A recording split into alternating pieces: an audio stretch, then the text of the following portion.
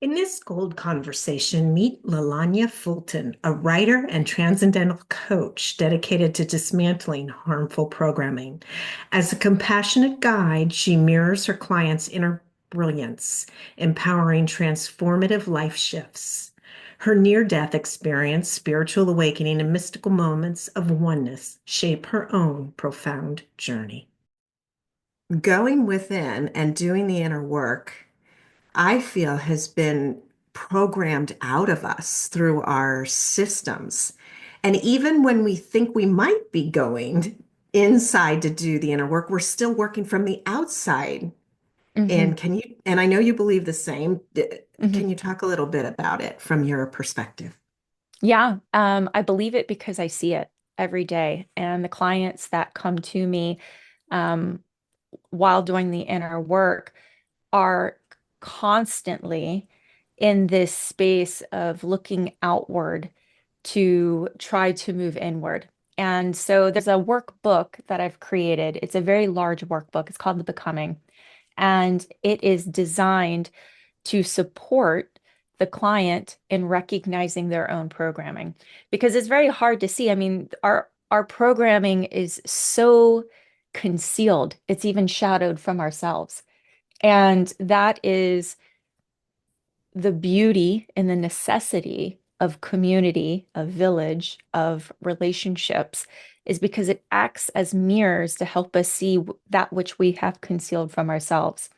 And this particular workbook, The Becoming, really allows me to go in with individuals and really help them see in a very kind, compassionate, and soft way their own programming. Just with the first exercises regarding your value system and language. And it is incredible how many people think that their values are a certain set of values, which are actually inherited from their culture, their environment, their family systems, and they're not even their own values. And so they're living in alignment with these values that have been forced upon them. And they've never really had the opportunity to sit and question it because they've been in full motion of executing values that are not theirs. And so that's where we're really not in alignment with our authenticity, is when we're adhering to values that are intergenerational, inherited, circumstantial, and conditioned, right? And so just the first part of the workbook is me going through the language of these values. And it's remarkable how many people are like, wow, I've never seen that particular word from that perspective, or I didn't realize that that particular word had so many different definitions. And here I've only been seeing this one word in this one way. And so it begins to open their psyche up to an understanding that there's a far more expansive world that they can choose to participate in or not. And that's just the first exercise that's associated with doing the inner work and allowing a person to really start to learn who they are, who their authentic voice and self is. And then we move into from values to standards so that people can really start to learn the difference between expectations and standards, and then the boundaries that we create to really support our own values so that we don't have others coming in and trying to sway us away from our values, which then becomes self-abandonment. Why did I do that, right? And it's a participant in the programming of I'm a good girl or I'm a good boy, if I'm more easygoing, if I'm pleasing others, right? And so there's a whole slew of ways to support people in going in and doing the inner work. Otherwise, we just are bypassing the experience. And the programming is real. I mentioned before, all through the embryonic stage up until 7 or 8, we're in a theta brainwave. So our subconscious is literally being programmed because we're a sponge. We're absorbing, we're in a hypnotic state, and we're so easily conditioned. And freedom is breaking away from conditioning that doesn't serve us. It's not ours. I know you had a very sort of chaotic difficult, challenging childhood where you took a Mhm, lot of responsibility that mhm, maybe children don't necessarily need to take on so young, but mhm, yet you still were so connected mhm, to your experience. I've heard you describe your near-death experience as a child of 6 years old where you were drowning, mhm, but you were so connected to your mhm. authentic experience inside. Can you talk about that a little bit just to give us a snippet of what that is? Yeah, so I believe that children are innately connected to that authentic self, the voice, and the spiritual connection. It hasn't completely been eradicated from us. And and in for me, in that space of childhood, the human experience was one of a great deal of suffering and contrast and polarity from who I am as an authentic self. And I innately understand that I chose that experience so that I could almost like a slingshot or like a pendulum swing so far in the opposite direction that there's a great deal of momentum that would allow me to swing back into who I truly am, my authentic self, and showing up in that way, really anchored to it. So the human experience was one of great density, violence, hostility, aggression, parentification, born into a system of pathology. And it for me, it felt like I was at the Mad Hatter's Tea Party. And it was just, I remember so often going, There's no way. Like, this is insane. This is crazy." And I ended up having a near-death experience at the age of 6 or 7-ish, and I've been quite vocal on other podcasts that are primarily just focused on NDEs. So I won't go into it too much, but it was where I had my first experience of unity consciousness or oneness, and it was in the drowning process. And so I'm not quite sure if unity consciousness occurs in the process where the soul is in the starts to leave the body. Um, I do hear other Indiers have similar experiences, but it was my first encounter with oneness.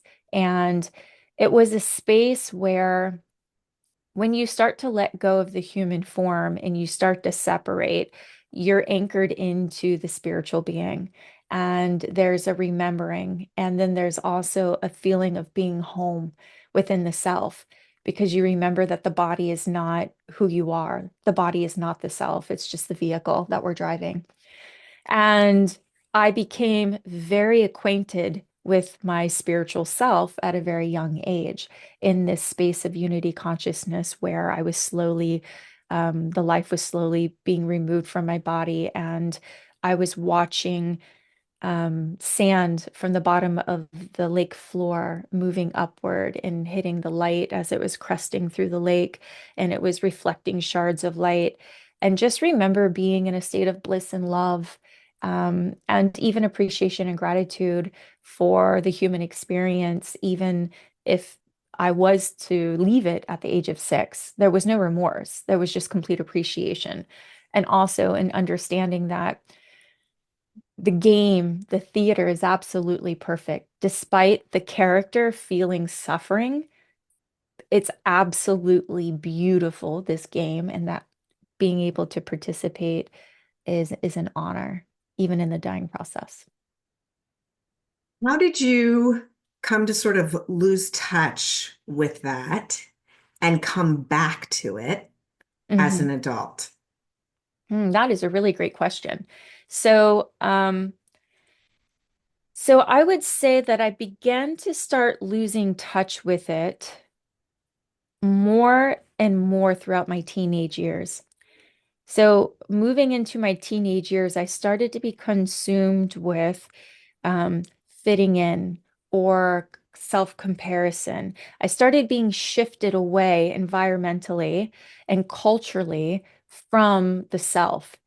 And, at this age, you're more consumed with groups of friends and socialization and climbing the social ladder and who you're dating and what your community is reflecting back to you. And that's when you become more immersed in social dynamics.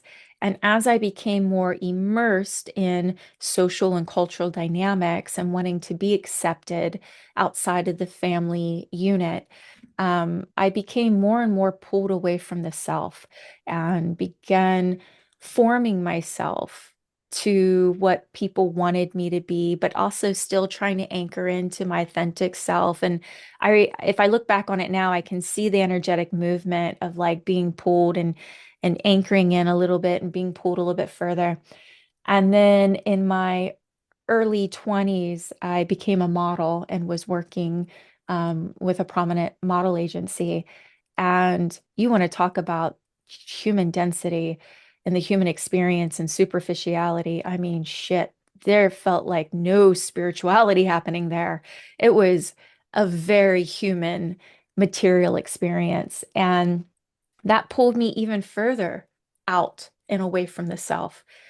And, you know, more and more scenarios started coming where I would find myself pulled more into materialism, density, money, comparison, social ladders, communities and groups. And, I even became very identified with labels and brands and what I was wearing, right? And I really fell deep into that trap. And I was in New York City at the time, living there. And I can see now that, this was in my late 20s that I was actually starting to move away from it. I was starting to let go. I played with it, I dabbled in it, I tried it on, and I was like, this isn't really as fun as I thought. This isn't doing it for me, right? And I'm starting to let go of this more and more. And I ended up having another experience of unity consciousness, similarly to the one that I had in the NDE. But this one, I wasn't drowning. I was on the L train, the subway. And in this one, it started to change my experience of how I was seeing people around me. I started to see light coming from within people, and I'm sitting in a state of bliss and love, and it was triggered through a perspective shift. So I have these what I call pivots or shifts, and I start to let go of something really big. And it's almost energetically as though I'm being catapulted to a new frequency of vibration. And there's a new perspective, there's a new lens from that vibration that allows you to see reality or a new reality in a completely different filtered way.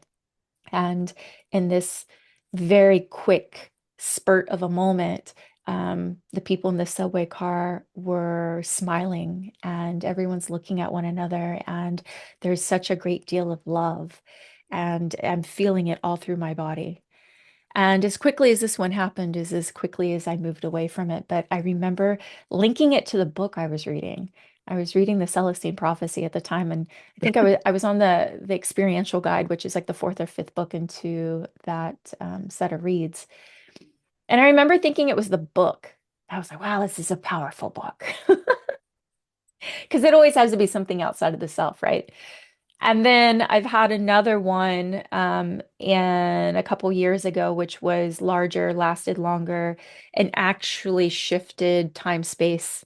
And again, that light that occurs, people become illuminated from inside, but now time has changed. The way people are moving in space is changing. The way the trees are blowing, and I'm feeling love so immensely that I'm moved to tears and I'm sobbing, but I don't even realize I'm sobbing because I'm in such a state of bliss and high and ecstasy. And I sat in that space for a much longer time. And in that space, I started to receive information that I want to say is outside of me, but at the end of the day, what I know is everything is internal. But there's these audible experiences that happen that are telepathic, that feel outside of me. So there's this odd perception that it's all external when it's really internal.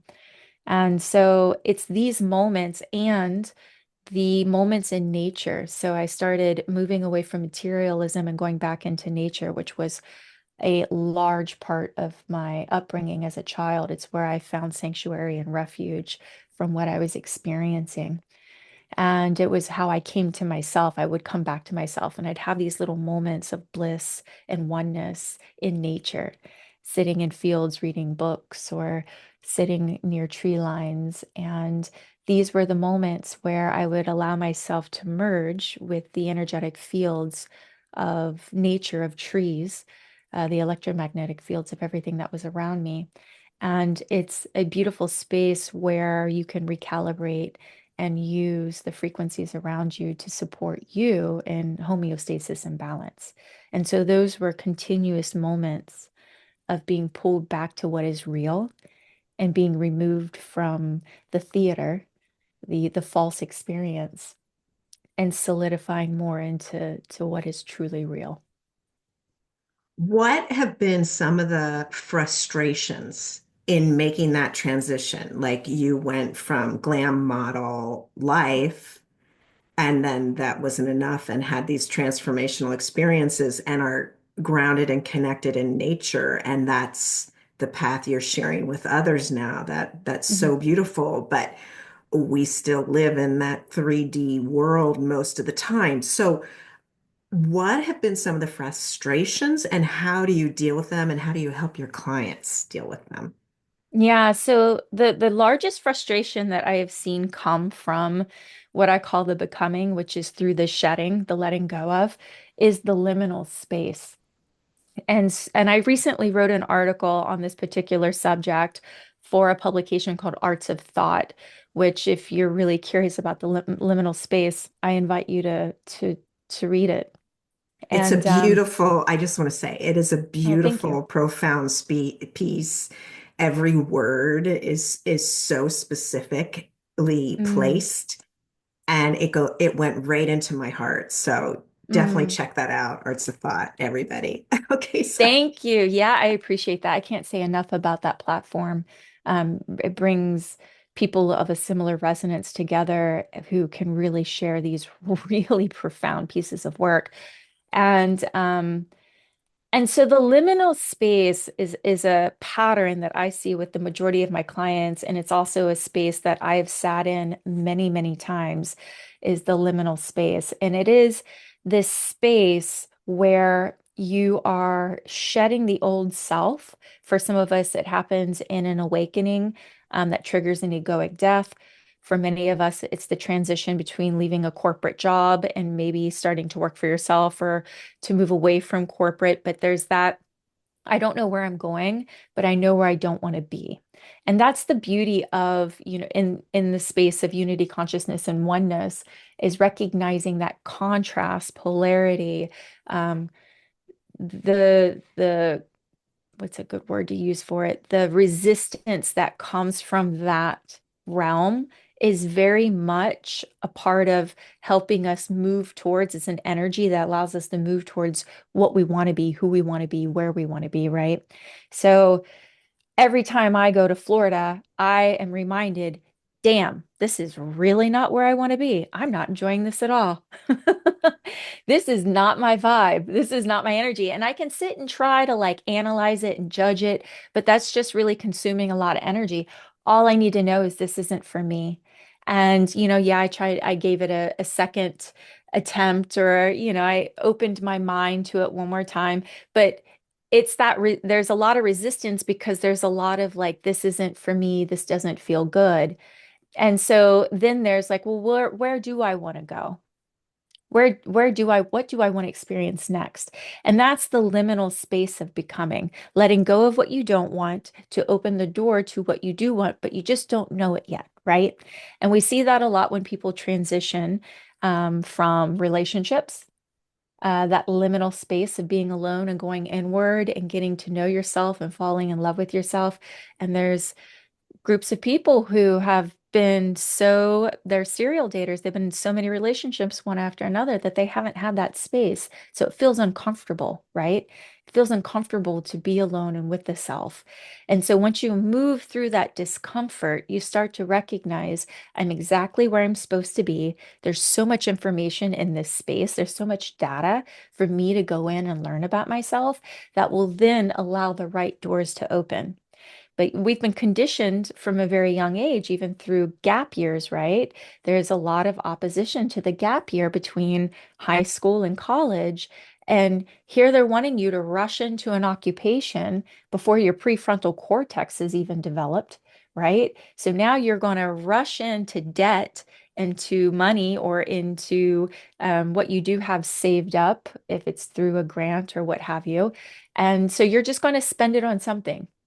You don't even know if it really aligns with you. Now you're just going to move into all these classes, put all this hard work into, moving towards a particular profession that in your later years you find out this isn't who I am. This isn't what I want to be, but this is what everyone else wanted me to be.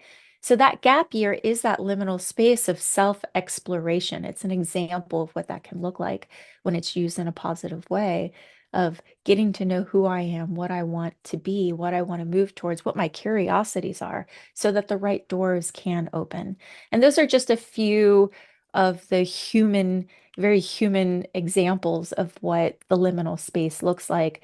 But when we look at it on a much deeper level, which is, those are really fun and kind of superficial levels. But when we go into the really deep space of the becoming, the liminal space is moving away from the human experience and leaning more into the spiritual self and really coming back home to self. And in that process, there's a huge amount of grief for who I thought I was, for all of the material that I've accumulated, thinking that that's what I was supposed to do, for the mortgage, for all the cars that I have, loan payments on. You've accumulated all this pressure and responsibility around these things that you are a part of the old version of self. And there's a huge deconstruction space. And for a lot of people, there's a lot of grief there because there's confusion, there's loss, there's letting go of, there's moving away from. And that's hard for a lot of people. And it's really hard to see what's on the other side of the mist of the becoming. But when we lean into the spiritual self, we start to have trust that the universe has us, that we're aligned, that there's support there that's beyond our limited perception, and that there's guidance and synchronicities and these beautiful little spaces that we've become desensitized to sitting in and listening to. It's so apparent how much work you've done, how much you've experienced, and now Yeah. are embodying such beautiful truth Yeah. from your heart. You talk a lot about the mind, Hmm. but I experience you as so clear in the Mm. heart. It's beautiful. So I know people are going to want to get in touch with you. Mm. How do they do that? Well, I have a website called it's just my name, LelaneaFulton.com, and you can read about my technique, Integrating Consciousness, which is also a podcast. It's a philanthropic podcast that I've created that's on YouTube, Spotify, and Apple Podcasts. And when I say philanthropic, the whole purpose of the podcast is to support other people who are acting of service, whether that's coaches, teachers, gurus, mystics. There's a wide range of people that are participating in different healing modalities, plant medicine, what have you. And these individuals get to come and share their wisdom, their wealth of knowledge, and then also they donate services. There's books that are donated, there are apps that are donated, there are free 90-minute coaching sessions that are donated. Mm. Um, the one that just recently is with Jonah Jensen that I just recently uploaded. And the service that he has to provide is absolutely incredible. It's phenomenally beautiful. So this is an opportunity for you to come on and access some of these free services just through leaving authentic comments on as to like which episode truly has been of service to you that has maybe supported you on your healing journey. And then I choose some of the best articulated that feel like they come from the heart, and then we donate. And it's just a really beautiful way to give back, support others who are still trying to figure out what modality works for them, before they truly invest their hard-earned money into that particular service. And there's so much wisdom on there. So there's the podcast. Arts of Thought is a publication that I really like to contribute to. I'm a contributor to Brains Magazine as well. And I think soon Substack and Medium. But there's really great ways of accessing if you'd rather have it in written form there as well. And then my Instagram's always fun. So you're welcome to pop on there, send me a message. And a lot of the offers go through Instagram. And then the one thing I would like to direct as much traffic to as possible is actually my newsletter. So because it's not as public, a lot of people don't know about it, but the newsletters, I have one on my coaching practice, on the podcast, and on Vedic astrology. I work within the Vedic system. And it is just chock full of wisdom and supportive help and tidbits and even introductions to other people who are doing really great things. I consider it more of a community newsletter. And it's also where you can access firsthand a lot of these services that are being offered for free. And it goes directly to your inbox, and you don't have to get onto a platform and doom scroll to find anything. So I would like to move as many people away from that as possible and into my newsletter world. Wow, this has been profound. It's been so Hmm. beautiful and so practical, but so beyond Hmm. what I feel that I've been Hmm. systematically indoctrinated in, and Hmm. the process that you've gone through and the clarity that you have, Hmm. and what you've created as a result is really exceptional. I just want to thank you so much for Thank taking you, your time Susan. today. I appreciate you so much. I appreciate your perspective and your kindness. You're very generous with your kindness, so thank you. And yeah, I do look forward to having you on to integrating consciousness. I know you have a great deal of wisdom and also experience to share. So I'm really looking forward to having that conversation with you and just allowing all of that to unravel and kind of sit in this beautiful space for the viewers to access. So thank you so much for what you're doing.